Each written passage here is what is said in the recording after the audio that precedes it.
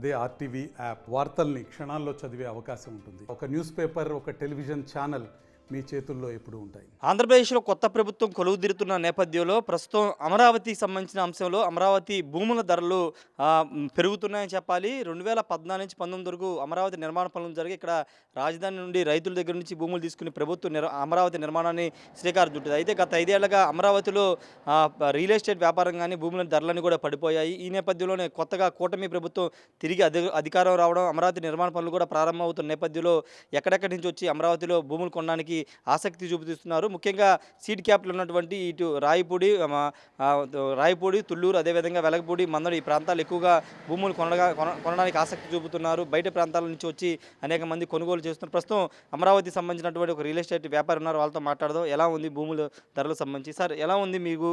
గత 5 ఏళ్లుగా పెద్దగా ఇక్కడ ఎవరు భూములు కొనడానికి ఆసక్తి చూపలేదు. 3 రాజధానులు, విశాఖపట్నం రాజధాని చెప్పిన నేపథ్యం చాలామంది ఆసక్తి చూపలేదు. ఇప్పుడు కొత్త ప్రభుత్వం కొలువు తీరింది, అమరావతి నిర్మాణ పనులు కూడా ప్రారంభమవుతున్నాయి. భూములు కొనడానికి ఎవరైనా వస్తున్నారా? ఎలా ఉంది సార్? భూములు కొనడానికి అనేక ప్రాంతాల నుంచి ఈ కూటమి గెలిచిన తర్వాత అందరూ స్వయం కృషితో వాళ్ళ వ్యక్తిగత దోషాలు పక్కన పెట్టి ఈ క్యాపిటల్కి మద్దతు ఇచ్చిన ఆంధ్రప్రదేశ్ ప్రజలందరికీ ధన్యవాదాలు. Master minds, the pride of India. Inter, MPC, BiPC, MEC, CEC చదివిన విద్యార్థులకు సీఏ మరియు సిఎంఏ ఫౌండేషన్ కొరకు నూతన బ్యాచెస్ ప్రారంభం. మొన్న కూటమి గెలిచిన కాడ నుంచి ఇక్కడ రియల్ ఎస్టేట్ వ్యాపారం కొంచెం కొంచెంగా అతి వేగంగా పుంజుకుందండి. గజం ఒకప్పుడు 12,000, 16,000, 18,000 ఉన్నది గజం. మొన్న ఎలక్షన్ కౌంటింగ్ అయిపోయిన 4వ తారీఖు సాయంత్రం తెల్లారి నుంచే ఒకేసారి మెల్లిమెల్లిగా 22, 23, 30, 40, 50, 70,000, 75,000, 80,000 దాకా దగ్గరికి వెళ్ళిపోయి ఉన్నది గజం రేట్ అండి. అయితే బౌండరీలో మట్టికి 35 నుంచి 45 వరకు ఉన్నాయి. 35 నుంచి 40,000 దాకా జరిగింది. 4 క్యాపిటల్, సీట్ క్యాపిటల్ దగ్గరగా ఉన్నప్పుడు ఆ భూమి గజాలు అమాంతంగా 55,000 కాడ నుంచి 65,000 దాకా హైకోర్టు బ్యాక్ సైడ్ కాడ నుంచి 4 క్యాపిటల్ దగ్గరలో, అసెంబ్లీ దగ్గరలో 55,000 కాడ నుంచి 70,000 దాకా జరుగుతున్నాయి ప్రజెంట్ ఇప్పుడు. కానీ కాకపోతే జనం కొంచెం అసెంబ్లీ పెట్టిన తర్వాత ఏం నిర్ణయాలు వస్తాయో ఏమో అనేది రైతులు అమ్ముకోవటానికి సిద్ధపడట్లేదు, ఆగుతున్నారు. అసెంబ్లీ పెట్టిన తర్వాత ఆగుదాం, ఇంకా ఒక పెరిగిద్ది, క్యాపిటల్ బాగుపడుతుంది అనే భావంతో అందరూ ఉండారండి రైతులు మొత్తం. రియల్ ఎస్టేట్ వ్యాపారం కొంచెంగా పుంజుకునే గతంలో ఉన్న ప్రభుత్వం నమ్మి ఓటేసినందుకు రైతులకు చేసిన అన్యాయం దేవుడు చూసి ఈ క్యాపిటల్, ఈ ఆంధ్రప్రదేశ్ రాష్ట్రానికి ఉన్న రాష్ట్రానికి మేలు చేశారు. రాష్ట్రం మొత్తం బాగుపడుతుంది. మొన్న శంకుస్థాపన 4వ తారీఖు తెల్లారే మెయిన్ రోడ్లు ఉంటాయి కదా, 50 మీటర్ల రోడ్లు, ఆ మెయిన్ 50 మీటర్ల రోడ్లు ఉన్న కంచె తీపిచ్చేశారు. దాదాపు 250, 225 కుక్లైన్తో బాగు చేశారు క్యాపిటల్ మొత్తం. ప్రజెంట్ అసెంబ్లీ జరిగేబోయేది దాని గురించి ఆలోచిస్తున్నారు. హైదరాబాద్, బెంగళూరు, మద్రాసు, ఢిల్లీ నుంచి కూడా వచ్చి కొంటున్నారు. తెలుగు వాళ్ళు ఎక్కడుంటే అక్కడికి వచ్చి ఈ క్యాపిటల్లో కొనుక్కుంటున్నారు. రేట్లు అయితే కొంచెం ఆశాజనకంగానే ఉన్నాయి, రైతులు మేలు జరిగే విధంగానే ఉన్నాయి. అంటే జరీబు, మెట్ట అని ఇక్కడ విభజించారు. జరీబు ధరలు ఎలా ఉన్నాయి, మెట్ట భూములకు సంబంధించిన, మెట్ట ల్యాండ్స్కి సంబంధించినటువంటి విషయంలో ధరలు ఎలా ఉన్నాయి?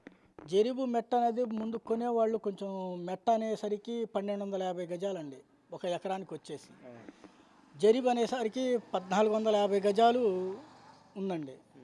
అప్పుడు జరీబు మెట్ట అని డిఫరెంట్ 1,250, 1,450 జరీబు అనే పాటికి దానికి ప్రిఫరెన్స్ ఇచ్చారు. 4 కోట్లు, 3 కోట్లు పెట్టి, 4.5 కోట్లు పెట్టి కూడా కొన్నారు. అదే డిఫరెంట్. అంటే జరీబ్ అంటే 1,450లో 450 కమర్షియల్ బిట్లు ఉంటాయండి, వ్యాపారానికి సంబంధించింది. 1000 గజాలు నివాసానికి.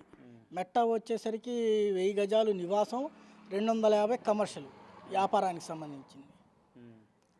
గత ప్రభుత్వం అలా భూములు ఇచ్చింది. నేను అనేది ఏంటంటే ఇప్పుడు రైతు బయట నుంచి వచ్చేవాళ్ళు, బెంగళూరు నుంచి అటు నుంచి వచ్చేవాళ్ళు ఎటువైపు అంటే జరీబ్ పొలాల్లో ఉన్న వైపు కొట్టాలని ఆసక్తి చూపుతున్నారా? ఎటువైపు ఎక్కడ బిట్టు ఉంది, ఎక్కడ ఈ ముక్క 1000 గజాలు, 500 గజాలు, 250, 3,000, 2,000, 2,400 ఉన్న ఎక్కడ మెట్లో ఉన్నా, జరీబ్లో ఉన్నా ఇప్పుడు దానికి ఏం పట్టింపు ఏం లేదండి. పట్టింపు ఏం లేదు. మామూలుగా ముక్క ఎక్కడున్నా ఆడ కొనుక్కుంటున్నారు. మాకు ఈ ప్లేస్ నచ్చింది, ఓకే మాట్లాడండి సార్ అంటున్నారు. అదే ఇప్పుడు రియల్ ఎస్టేట్ ఆఫీసులు ఎలా ఉన్నాయి? గతంలో అన్నీ మూసేసి ఉన్న పరిస్థితి ఇప్పుడు ఎలా ఉంది? గతంలో మూసేసినవి మొత్తం తెరిచారు సార్. అప్పటి నుంచి ఇప్పుడు దాకా మేము ఇట్లానే ఉన్నాము. కొంచెం మధ్యలో బేరాలు లేక కరోనా వచ్చేసి ఆఫీస్ తీసేసాము. తీసి మళ్ళీ ఓపెన్ చేసి పెట్టుకున్నాము. దానివల్ల మన దగ్గరికి దేవుడి దేవల్ల వస్తున్నారు. బేరాలు అయితే క్యాపిటల్లో జరుగుతున్నాయి సార్. పుంజుకుందా రియల్ ఎస్టేట్ అమరావతిలో? పుంజుకుంది సార్. అసెంబ్లీ దాన్ని బట్టి ఇంకొంచెం పుంజుకుండిద్దని ఎక్స్పెక్ట్ చేస్తున్నాం. ఇప్పటికీ 4 క్యాపిటల్లో మట్టికి 75,000 దాకా ఉంది సార్ గజం. దగ్గరలో అసెంబ్లీ హైకోర్టు దగ్గరలో ఉన్నదానికి ముక్కలు అలా ఉన్నాయి.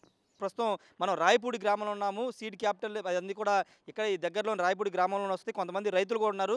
వాళ్ళ అభిప్రాయం తీసుకుందాం. గత 5 ఏళ్లలో ఎలాంటి ఇబ్బందులు పడ్డారు, ఇప్పుడు ఎలాంటి పరిస్థితి అమరావతిలో ఉందో వాళ్ళతో మాట్లాడే ప్రయత్నం చేద్దాం. ఒకసారి వాళ్ళ రియాక్షన్స్ కూడా తీసుకుందాం. సార్ నమస్తే, మీరు రాయపూడి అండి మీది? రాయపూడి అండి.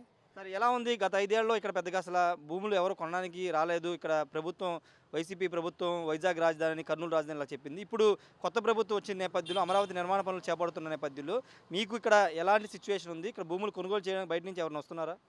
బయట నుంచి జనం అయితే బాగానే వస్తున్నారండి ఫ్లాట్లు కొనడానికి. అది కూడా టీడీపీ గెలిచిన తర్వాత.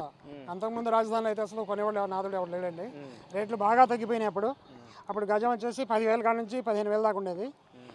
ఇప్పుడు ఏదైతే 15,000 రేటు పలికిన భూమి ఇప్పుడు 40,000-45,000 వెళ్ళిందండి. ఆ భూమి రేటు ఇప్పుడు బాగా వచ్చింది టీడీపీ పార్టీ గెలిచిన తర్వాత. ఓకే, అంటే 5 ఏళ్ళగా మీరు ఏమన్నా ఇబ్బందులు పడ్డారు? ఇక్కడ రైతులుగా మీరు ఎలాంటి ఇబ్బందులు ఎదుర్కొన్నారు? చాలా ఇబ్బందులు పడ్డారండి. చాలామంది సూసైడ్ చేసుకున్నారు వైసీపీ గవర్నమెంట్లో. ఎందుకంటే ధరలు లేవు. ఇక్కడ భూముల రేట్లు పూర్తిగా తగ్గిపోయినాయి. ఒకప్పుడు 40,000, 50,000 వెళ్ళిపోయిన భూమి 15,000, 20,000కే దిగజారిపోయిన పరిస్థితులు ఉన్నాయి ఇప్పుడు వైసీపీ గవర్నమెంట్లో. ఇప్పుడు టీడీపీ గవర్నమెంట్ వచ్చిన తర్వాత మళ్ళీ కొంచెం రేట్లు బాగానే పెరిగినాయి. బాగానే రైతులు పార్టీలలో బాగానే వస్తున్నారు. రైతులు చాలా ఆనందంగా ఉన్నారు టీడీపీ గవర్నమెంట్ వచ్చి. రియల్ ఎస్టేట్ వ్యాపారం ఎలా సాగుతుందంటే రియల్ ఎస్టేట్ సంబంధం దాని గురించి? రియల్ ఎస్టేట్ వ్యాపారం అంటే నేను కూడా అదే చేస్తానండి. బాగానే ఉంది, చాలా బాగా ఉంది. రేట్లు అవి బాగానే పెరిగినాయి కాబట్టి మేము ఎప్పుడైతే తక్కువగా కొని వైసీపీ గవర్నమెంట్లో లాస్ అయ్యామో ఇప్పుడు అది పుడుచుకుంటామండి. ఏదైతే ఇబ్బంది పడ్డామో ఇప్పుడు ఎంత హ్యాపీగా ఉంది. ఇప్పుడు పర్లేదు, చాలా బాగుందండి. రియల్ ఎస్టేట్ వ్యాపారం అయితే బాగా ఉంది. అంటే ఊహించారా? అంటే 5 ఏళ్ళగా చాలా ఇబ్బందులు పడ్డారు, ప్రభుత్వం మారుతుందని ఊహించారా? ప్రభుత్వం మారితే మాకు భూములకి మళ్ళీ కొత్త రేట్లు పెరుగుతాయని మేమైతే ఊహించాగానండి. మనసులో భయం కూడా ఉంది. ఎందుకంటే నేను 75 సీట్లు 175 అని చెప్పేసి భయపెట్టించాడు ఆయన డైలాగులకి. మేమైతే చాలా ఇబ్బంది పడ్డాం దానివల్ల. కానీ మేము ఇక్కడ అందరూ గ్రౌండ్ వర్క్ కావాలంటే టీడీపీ గెలిపించుకోవాలని చాలా ప్రయత్నించాం. దేవుడి దేవాళ్ళు అట్లాగే గెలిచింది టీడీపీ. అందువల్ల మన జీవితాలు కూడా మారినాయండి. చాలా బాగుందండి రియల్ ఎస్టేట్ ఇక్కడ. ఇప్పుడు రాయపూడి అనేది ప్రధానంగా ఉంటుంది. Seed capital, permanent secretariat, assembly, high court అన్ని కూడా ఇక్కడే రాబోతున్నాయి. ఇక్కడ మీ ఇంటి ఈ గ్రామం పక్కనే ఎమ్మెల్యేలు, ఎమ్మెల్సీలు, ఐఏఎస్ క్వార్టర్స్ కూడా ఉన్నాయి.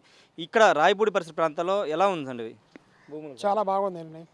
రైతులు కూడా, పార్టీలు కూడా బాగా ఎక్కువగా రాయపూడి చుట్టుపక్కల ఎక్కువగా వస్తున్నారు. గవర్నమెంట్ ఆఫీసెస్ కూడా ఎక్కువగా రాయపూడి దీంట్లోనే ఉన్నాయండి, ఊర్లోనే ఉన్నాయి. రాయపూడి నియోజకవర్గంలోనే ఉన్నాయి. సారీ, రెవెన్యూలో ఉన్నాయి. చెప్పండి.